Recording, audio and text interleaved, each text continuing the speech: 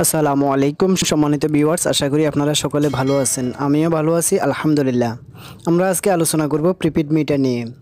চলুন কথা না বাড়িয়ে চলে যাচ্ছি মূল ভিডিওতে যাওয়ার আগে সবার কাছে অনুরোধ, এখনও যারা আমার চ্যানেলটি সাবস্ক্রাইব করেন নাই চ্যানেলটি সাবস্ক্রাইব করুন এবং পাশে থাকা বেল আইকনটি অন করে দিন, যাতে পরবর্তী ভিডিওর নোটিফিকেশন সবার আগে পৌঁছে যায় আপনার ফোনে।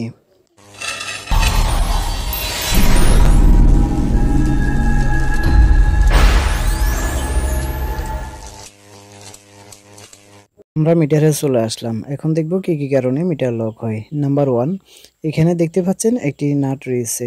এই নাটটি আমাদের এই যে কভার আটকানোর জন্যই এই নাটটি দেওয়া হয়েছে। এই নাটটি যখন আমরা খোলার চেষ্টা করি স্ক্রুড্রাইভার বসিয়ে, তখনই আমাদের মিটারটি লক হয়ে যায়।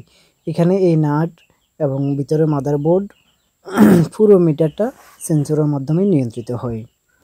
তো এই সেন্সর আমাদের এই নাট কিংবা ভিতরে যে তারগুলো রয়েছে, ভিতরে যে মাদারবোর্ডটি রয়েছে, এগুলা নিয়ন্ত্রণ করে থাকে। দ্বিতীয় নম্বর কারণ, আমাদের এই যে তার দেখতে পাচ্ছেন, ফিলার থেকে যে তারটি এসেছে মিটারের সংযোগ হয়েছে, এই তারটি যখন জোরে টান খায় বা এই তারের উপরে যখন কোনো গাছ পড়ে, কোনো আঘাত খায় তারে, তখন সেন্সর বুঝে নেয় যে এই তারগুলা মিটার থেকে খোলার চেষ্টা হচ্ছে, তার কারণে মিটারটির সাথে সাথে লক হয়ে যায়।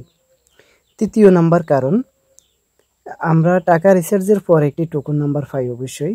সেই টোকন নাম্বারটি যখন আমরা মিটারে ডায়াল প্যাডে ভুল টিপতে থাকি বারবার, তখনই দেখা গেছে আমাদের মিটারটি লক হয়ে যায়।